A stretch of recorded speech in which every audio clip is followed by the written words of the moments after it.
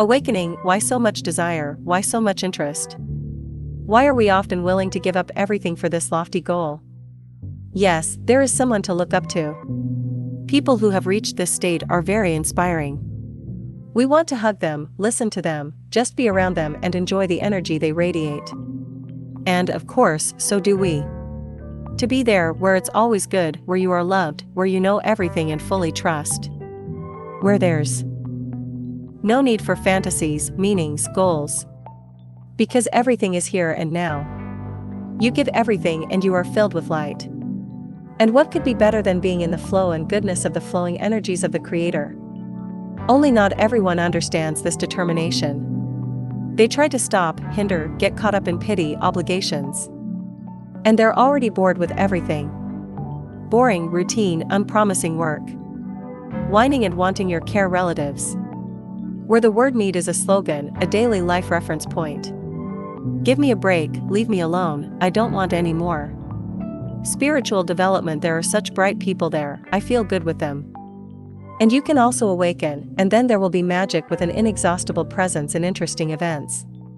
Determination, aspiration, willpower, toughness, inflexibility, ruthlessness. We take these words and fight for a brighter future.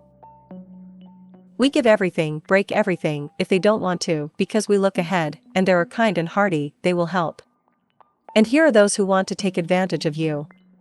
Now let them live on their own, feel how bad they feel without you. But I don't want to relive the memory. Once upon a time, when everything was just beginning. There were many unknown and interesting things. Independence appeared, which means freedom of choice and independence.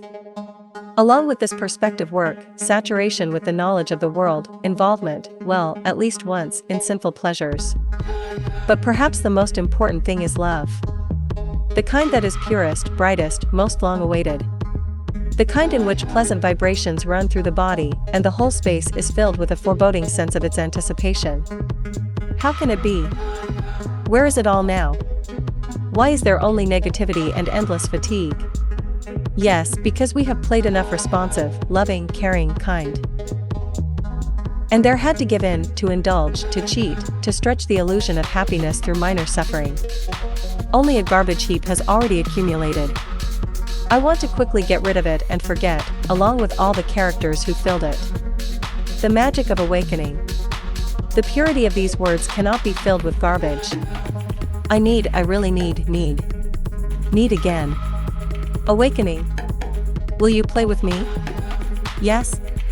Yay. Then you will be my best and most favorite toy. Do you want to go further? And then the magic ends. There will be no awakening. Because all of the above is embodied in words from my subpersonality, my ego, my mind. That's where the memorable and, of course, undeserved suffering and humiliation comes from. It is there that fantasies and thought images of a bright future are formed. It is there that one is sure to find a reason to give up everything. A new life, how attractive it is, one more time, a second attempt, a second breath. Illusion is a basic characteristic of ego personality. There is no real thing. There are thought processes about what was and will be.